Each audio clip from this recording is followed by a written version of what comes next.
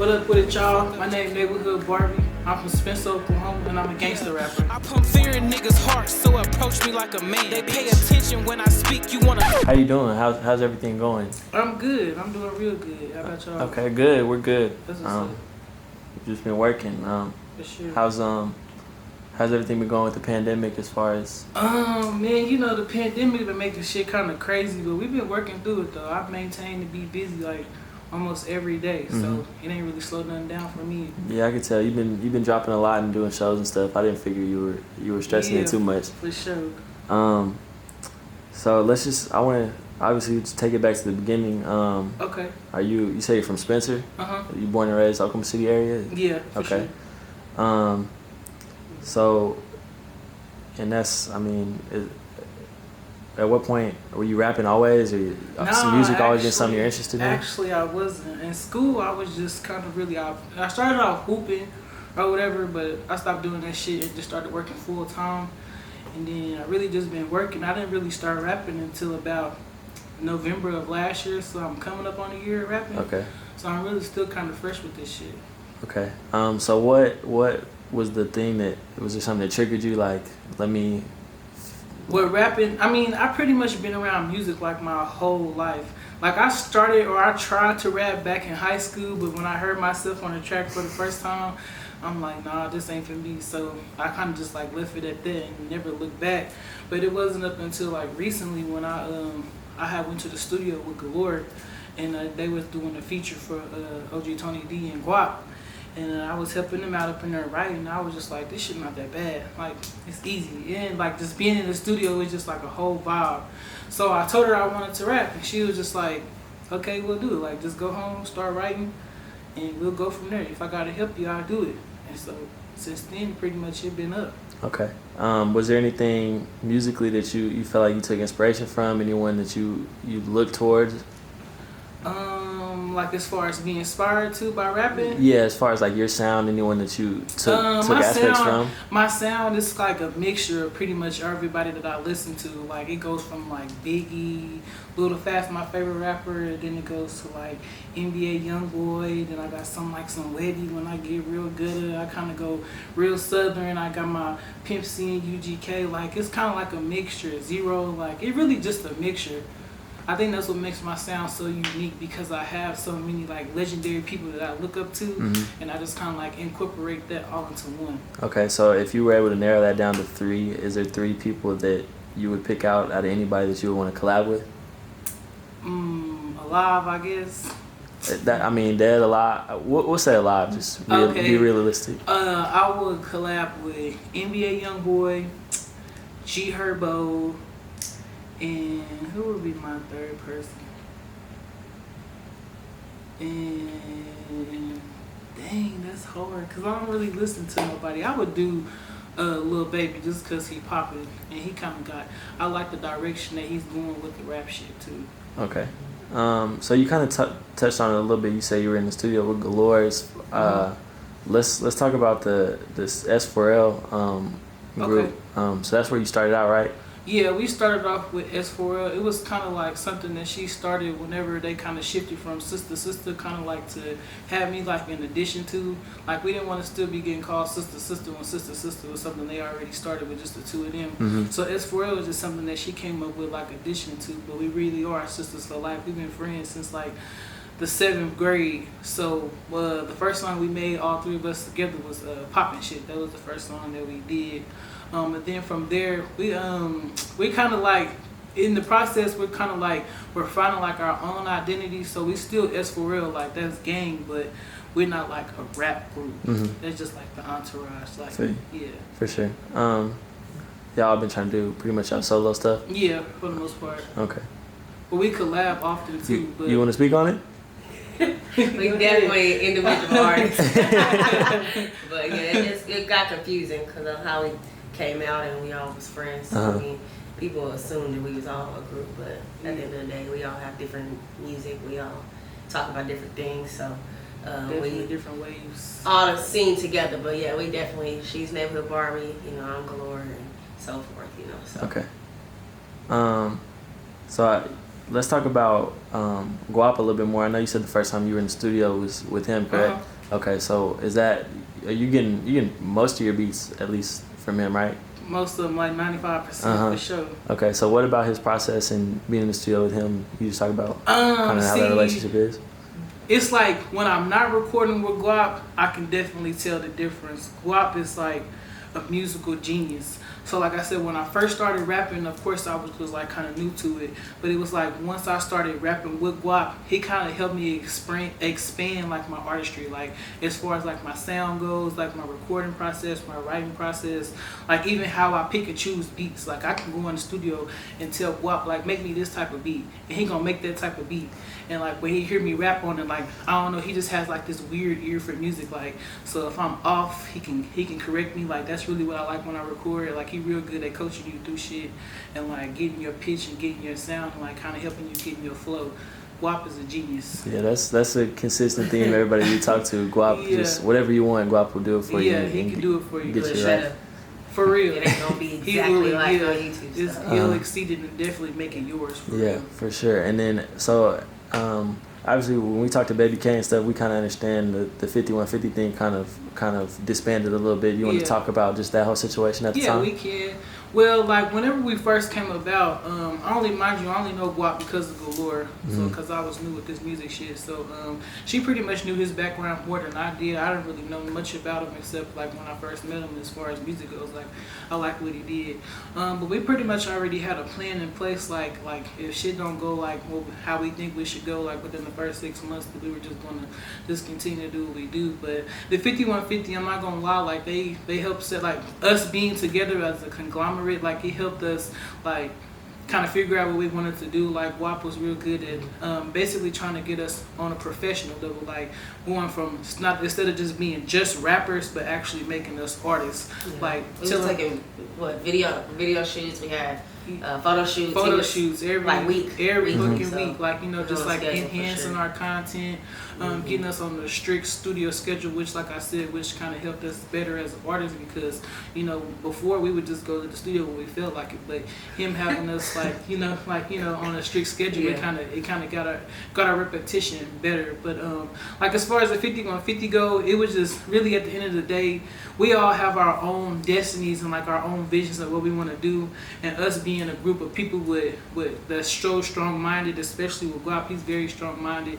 It kind of fell through. Of course, some other things came into play. Other people got in the picture, and you know how that goes. But as far as the 5151 go, we're no longer like with 5150, but we all still gang. Like if somebody dropping a project or if somebody got something going on, like we showing up for sure. Like we were just in a club with Guap like a couple of weeks ago, just us and Guap. Like you know what I'm saying. So I mean, he understood it. It was no hard feelings. Like you know what I'm saying. He's still there for us. He's definitely one phone call away. I talk to him every week, so we still good though. Okay, and then so another relationship I feel like that you've been strong with, like just on social media and stuff, from seeing is Southwest Dez. So talk about just kind of how you been plugged in with him. Yeah, for sure. Whenever I first started rapping, the first feature I ever got was from Dez outside of the Lord, but like from another artist was from him, and I was actually surprised that he took me serious. But one thing I can say, Dez has been pretty solid from start to finish, and we still going. Like I can call Dez right now, and if I need somebody to talk to, like he gonna sit there and talk to me or just be a listening ear. Even with this rap shit, you know how I go. Like when you go through your mixed emotions whenever you have a craft and you don't feel like shit is going a certain way or just shit is not going right. Like Dez is that guy that'll tell you like keep pushing. Like you know what I'm saying. But definitely being pretty influential for me as far as being a rapper goes, just how business oriented he is and how focused he always is, and just being that support system. Okay, so let's get kind of flip it a little bit more to the music side as far as how your process and stuff is. If you say you've not been rapping a year, so when you jumped into it, what was the if you go from not rapping at all, how are you making songs? You know what I mean? Like I know, man, it's weird, but like I said, I've always been around music like my whole life. So like as far as like my process goes, really whenever I hear a beat, that's really when it just like it's weird when you're an artist, like you can hear a beat and it's like almost a beat to tell you what to write. Or sometimes like if I'm in my feelings and I go to the studio and I be like, if I hear this type of beat, I know I'm gonna talk about this. Or if I'm in there on some turned up shit, I'm like, I feel like talking my shit. So we just finna go off that. And I don't know. So it really just depends. Sometimes I gotta get the vibe out. Sometimes we go to the studio and it be a dud and we don't do shit. And it just be like, we gotta come back, scratch and come back tomorrow. But I don't never leave the studio with an unfinished song. Okay. Ever. Okay. So say you get stuck in the middle of the song, you just gonna grind it out and we're gonna grind it out, freestyle it out. That's why I said when I record with Guap, there's no getting stuck. Like he's gonna push you to finish that song, definitely. Yeah. So I think, and then like when I started recording with Guap, like before I used to have like songs written and I go to the studio. But when I started working with Guap, it was like a whole cook-up session, literally from start to finish. Like while he's cooking up the beat and he getting the melody and them 808s going, like I'm writing a song. So by the time he done with that beat, I'm done with the song, like, you know what I'm saying? So working with Guap, it helped me like pick up my pace, like, you know what I'm saying? So there's like no time to waste when we in the studio. Okay, so at this point, you basically going to the studio just open-minded and whatever the vibe that day is just comes out? Unless I tell him prior to going, like, hey, I'm feeling like this, can you give me that? But other than that, yeah, it's definitely open-minded. Okay, and then so as far as the writing, are you punching in a lot, or are you sitting down and writing verses? Or you do hook first, I assume? It's or what weird because like I feel like I call it free write. Okay. Because I'm freestyling, but I don't freestyle by just punching in. I gotta write it down first and then punch it in. Okay. Like it's weird. Like I don't know. Yesterday was like my first time recording myself, and I started to freestyle like off the top of the head, but my memory, that shit shot. So I can't. I'm trying to remember what I do when I go and try to get the flow and it don't right. But I've been trying to learn from her. She like the flow queen. Okay. And so you have something that you put out so far that you feel like is something like maybe just your favorite song or something you feel like that's the one if.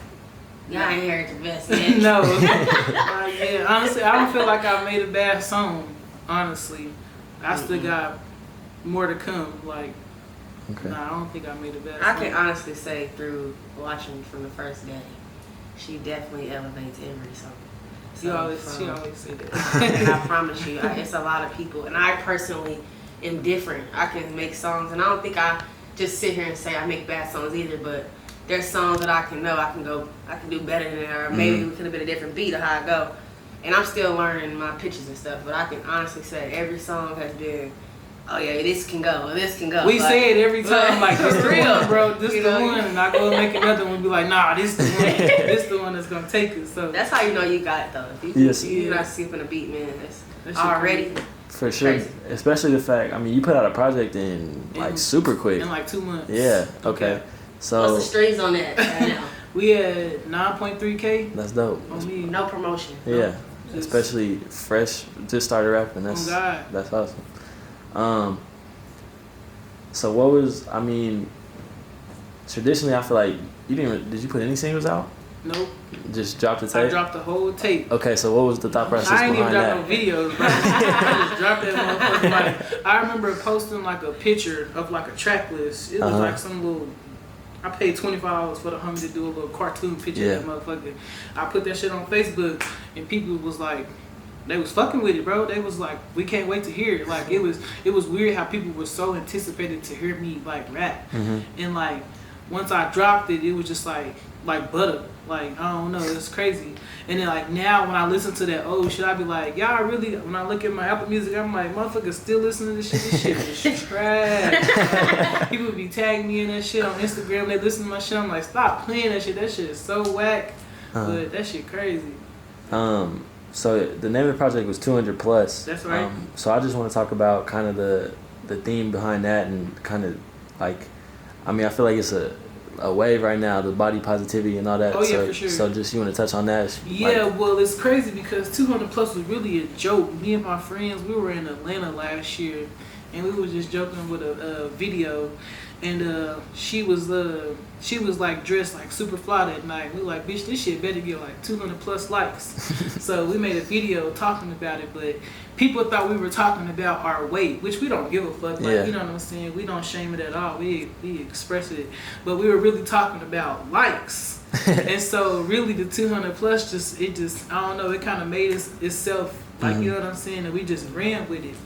But once they gravitated towards that 200 plus, it's just like really, because I feel like in the music industry, like far as women goes, they all have like this one look. Like everybody feel like you gotta be like this hour-shaped glass with these big ass titties, big ass booty, but really it's okay how you look. You could be 200 plus, 300 plus, but what matters is the shit that's coming out your mouth. Like, you know what I'm saying? Facts. So really that was the thought process behind it. For sure, yeah, that's dope. We doing it big, 200 plus big. You gotta be do something to do something.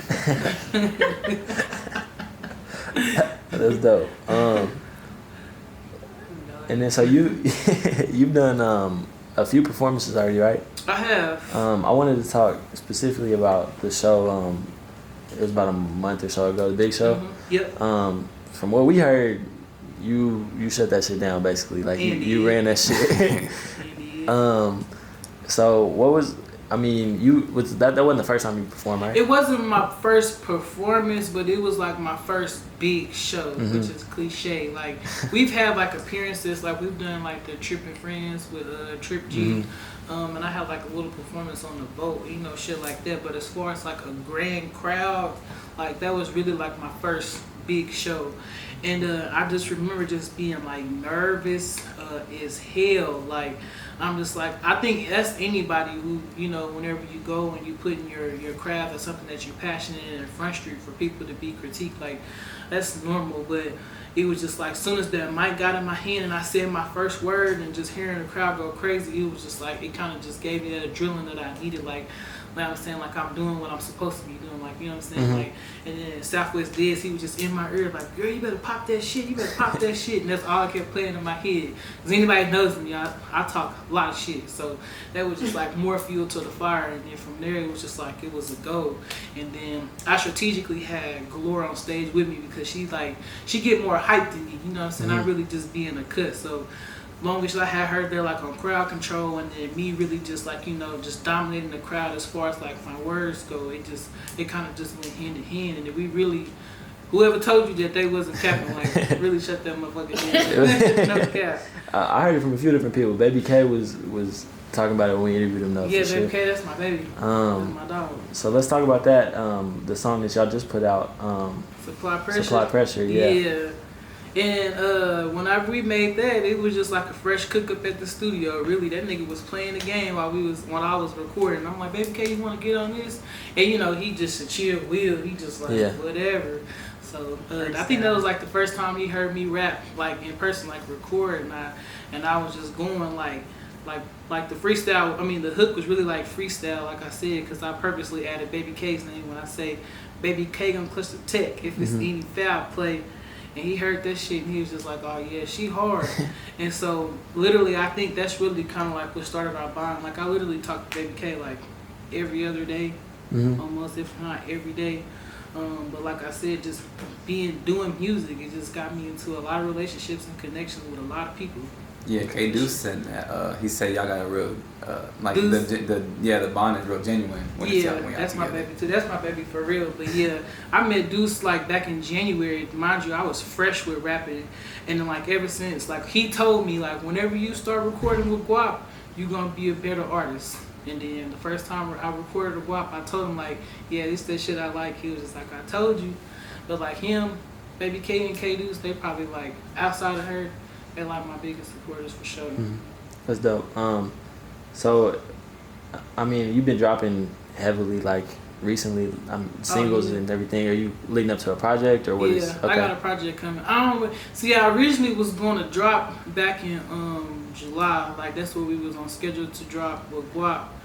But I got like with some new management or whatever, and he kind of told me to put a pause on it so we can kind of put some real promotion on it. So it's kind of in the air right now.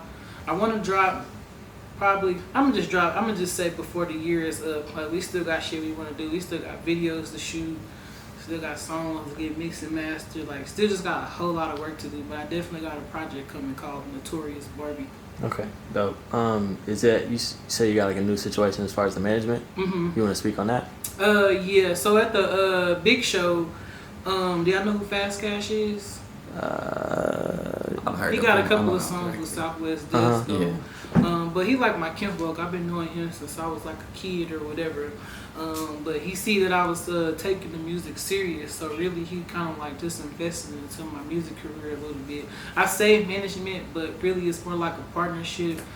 He the one that got me like I got a song with Erica Banks. She's from Dallas, Texas. She signed a 1501, and he kind of got me like, he just kind of invested in, we just really going with the flow with it. Yeah. I saw that when you were in the studio with her in Dallas. So talk about that. What was that like? Yeah. So after my show, like I said, after I kind of did my deal with Fast Cash, he kind of hit me. He hit me like that the next day actually, and was like, they said Erica Banks is coming to Tulsa, and they think you should do a feature with her. And I'm like, we kind of was already like, we don't really need no features with nobody or whatever. But I see the bigger picture. It's really all for networking. But yeah, he got it set up, and then like that following week, that weekend, they came to Castle Road. We was actually here. We recorded at Castle Road. And they brought their whole gang with them. I met Carl Crawford. That's the dude who owns 1501, and ADHD Make the Beat.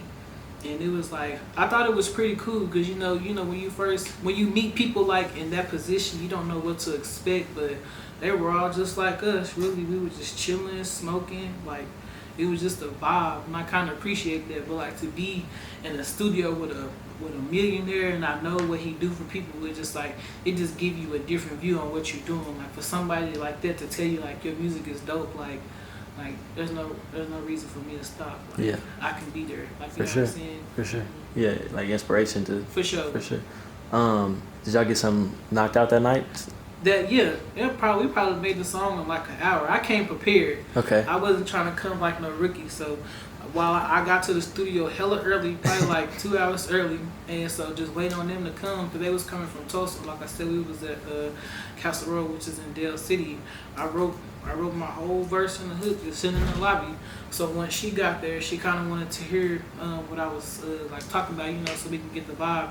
And it's crazy, like when I record in the studio and I write, people always be like, all right, let me hear what you got. And you can ask her. Like, I never tell people what I got. Like, I got this nervous tension to where I just can't like rap what I rap out loud to you. But I did it to her, and she was fucking with what I was talking about. So she went in there and wrote her verse, and it was just up from there. And then like a week later, we shot to Dallas and we shot the video. Oh, so you have the video done for that? Mm-hmm. Okay, dope. Is that gonna be on the project?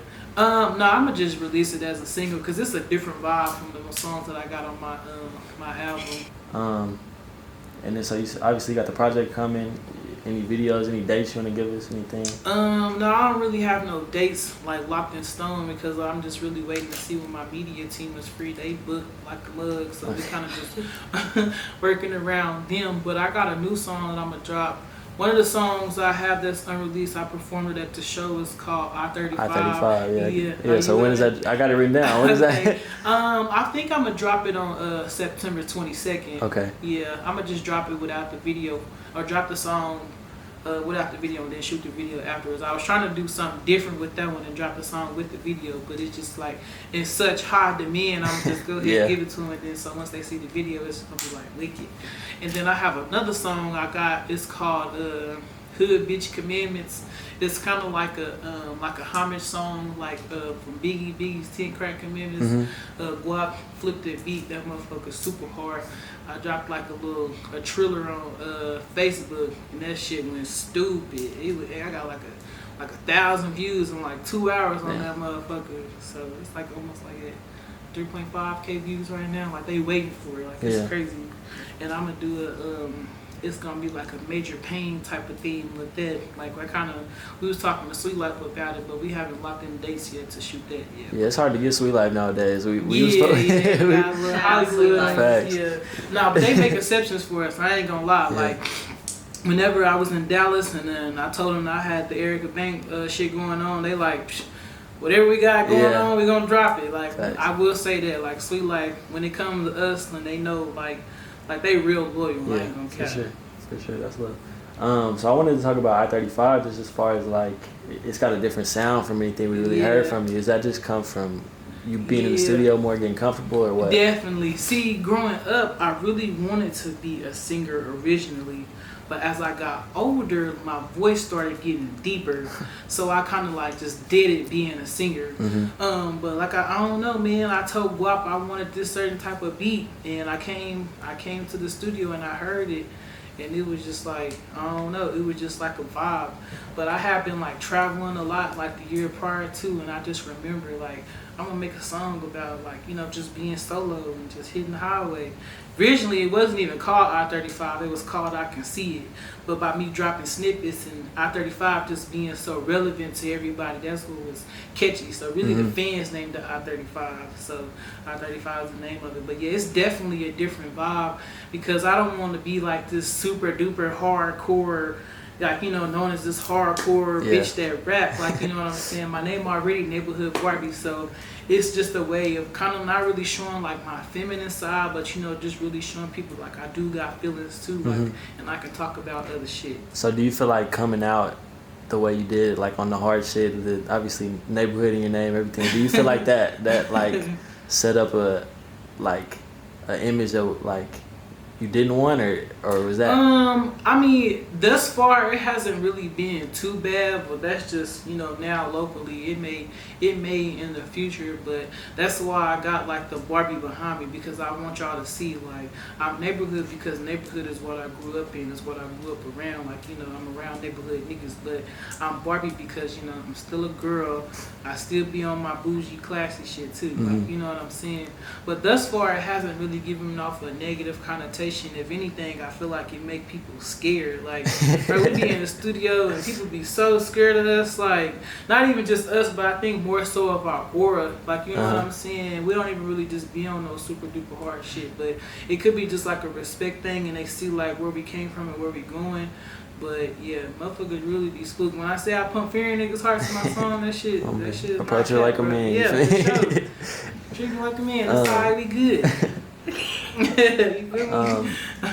So you got anything else coming in the future? Anything you want to plug? Any dates you can give us? I know we've went through a lot of it, but is there anything specific you want to nail down? Not nothing really just set in stone right now. Like I said, I'm kind of really working around other people's time, so we're just really whenever we can find time to just get shit like in order. But we got some shit coming though. I can't say that. Okay, and then.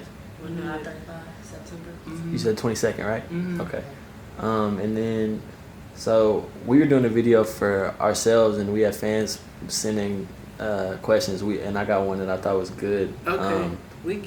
I think I'm probably. He said, "Where do you see yourself in 5 years?" And I know that was hard for us to answer, so I just felt like it might be something good to ask people. That's crazy, because I feel like that question is cliche, because you get asked that all the time, like even in job interviews. Yeah. Because you don't really know where you can see yourself. You see yourself, you know, being a multi-millionaire. Will that happen? The chances are slim. You know what I'm saying? But 5 years from now, if I'm not where I want to be, which is, you know, kind of like an established rapper, then I'm gonna just be grinding 5 years from now. Like, you know what I'm saying? That's really all I can say. Trying to be better than I was 5 years before. Honestly. Big drums, we ain't in a fucking band. Pussy make the wrong move, my little nigga get. Alright, I'm Nayborhood Barbie. I'm Galore. And we S4L. We appreciate y'all for tuning in and fucking with us, okay? Okay. On me. Love.